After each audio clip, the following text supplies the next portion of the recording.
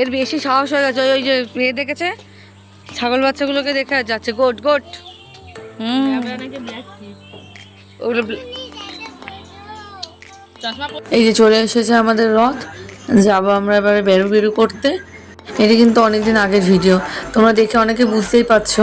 এটা সেই মামার বাড়িতে গিয়েছিলাম তখনকার ভিডিও কিন্তু ছিল। এটা ছাড়তে অনেকটা দেরি হয়ে গেল, অনেকটা সময় ধরে ভিডিও ছাড়া হয় না, তাই এই ভিডিওটাও রয়ে গেছিলো। চলে এসেছে আমাদের গন্তব্যস্থল। এটা কোথায়? রাখাল রাজাতলা। আমরা এখান থেকে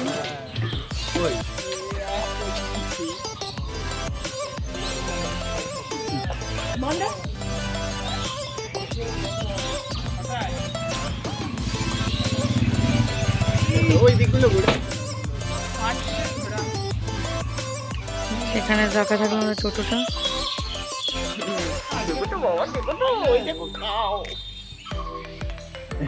চলো যাওয়া যাক। এই যে আমার ছোটো মামার সাথে বাজাচ্ছে, আমার ছেলে ঘন্টা বাজাচ্ছে এখন। এইদিকে দেখো কি সুন্দর মূর্তি। একটু পরে যাবো ওই সাইডে, আমি ভালো করে আপনাকে দেখাবো। আর এই বটগাছটাকে দেখো, এত সুন্দরভাবে ছড়ানো বটগাছটা, কি বলবো। এখানে দেখো একটা কত সুন্দর মূর্তি। এটা ছিল মহাভারতের অর্জুন এবং শ্রীকৃষ্ণের একটি সুন্দর মূর্তি। দাঁড়ান একটু কাছ থেকে নিয়ে গিয়ে আপনাদেরকে ভালোভাবে দেখাই। দেখুন এখানে আবার লেখা ছিল আমাদের বেদের নাম। আমাদের যে 4টি বেদ আছে, ঋক, সাম, যজু ও অথর্ব, সেই 4টি বেদের নামই কিন্তু এই মূর্তিটির নিচে লেখা ছিল। চারিপাশটা এত সুন্দর, দাঁড়ান আপনাদেরকে একটু ভালোভাবে ঘুরিয়ে দেখিয়ে দিই চারিপাশটা কত সুন্দর।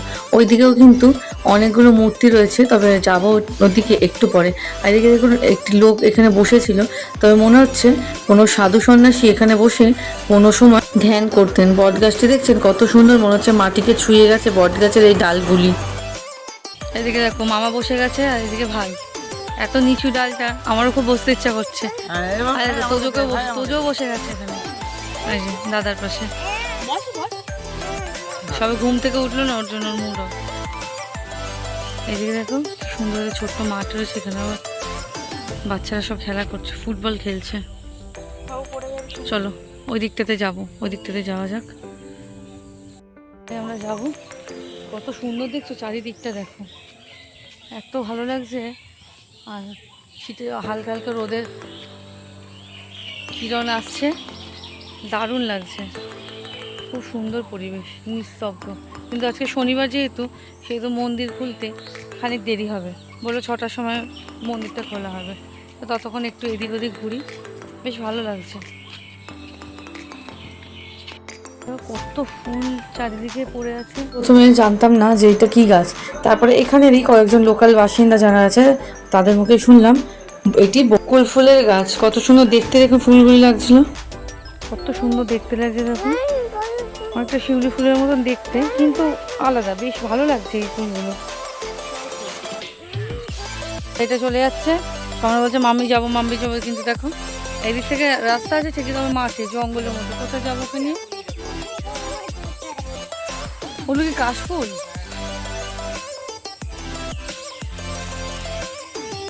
দেখো কি সুন্দর চাতালটা, দেখো দাঁড়াও দূর থেকে দেখাচ্ছি। দেখো কত সুন্দর দেখছো, ওটা রাউন্ড, কত সুন্দর জায়গা। এই বাবু এই, এর বড্ড বদমাইশি বুদ্ধি খালি সব সময়।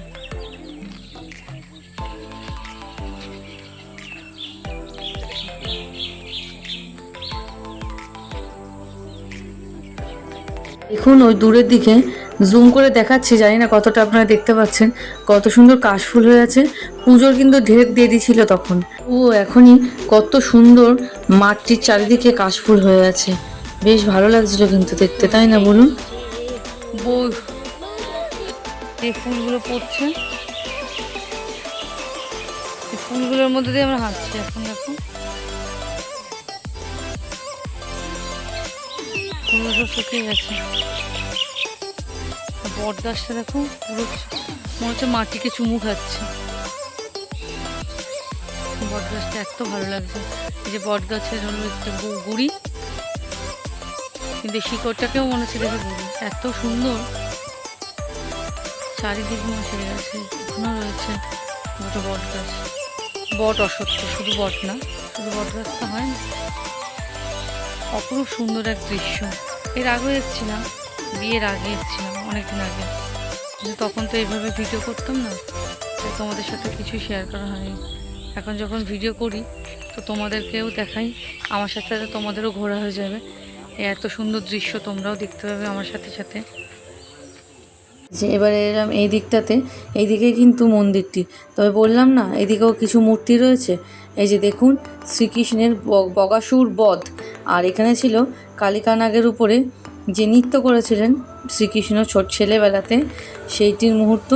আর এখানে ছিল শ্রীকৃষ্ণকে জায়গার থেকে যখন যশোদা মায়ের কাছে নিয়ে এসেছিলেন, সেখানে লিখে দিয়েছে যে কোনো রকম জাম নেওয়া যাবে না, আর অথচ সেখানে নিচ থেকে তুলে নিচ্ছে, এমনকি লেখাটা যেটা জাম একটা ডাল কিন্তু কেটেছে তোজো ওপরে উঠে, আর তারপরে সেই ডাল থেকে যত জাম আছে পাকা সেগুলো কিন্তু সব ও কুড়িয়ে নিচ্ছে। তোজো এদিকে তাকাও, তোজো কটা জাম নিলে তুমি? তোজো কটা জাম নিলে তুমি? কটা কটা? তিনটে তিনটে তিনটে জাম নিয়েছে তোজো বাবু আমাদের, আর এই সব জামগুলো খাবে। ভালো বাবু ভালো, টক টক টক বাবা, টক না বাবু, খুব টক বাবু, টক। দেখেছো বাবু কিন্তু টক বলে দিল।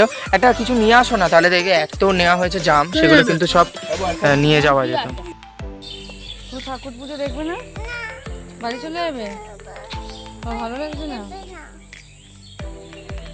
দেখো সবার আগে গিয়ে টোটোতে বসে গেছে, ওর আর ভালো লাগছে না, বাড়ি ফিরবে, তাই অনেক দেরি হচ্ছিল সত্যি মন্দির খুলতে, তাই আমরাও আর বেশি অপেক্ষা না করে চললাম বাড়ির পথে। আর এইদিকে সময়কে দেখছো আমার শ্রীময়ী জুনি আন্টির মতো মুখ পাখিয়ে দিল। তোজোকে ডাকছে,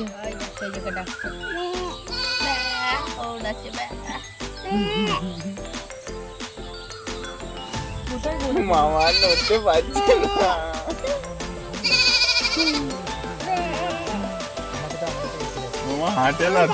বাবু কেমন করছে গোট? কেমন ভাবে ডাকছে? গোট কেমন করছে? কেমন করে ডাকছে বাবু গোট? গোট কেমন ডাকছে বাবু? ওরকম কেমন করে ডাকছে গোটটা?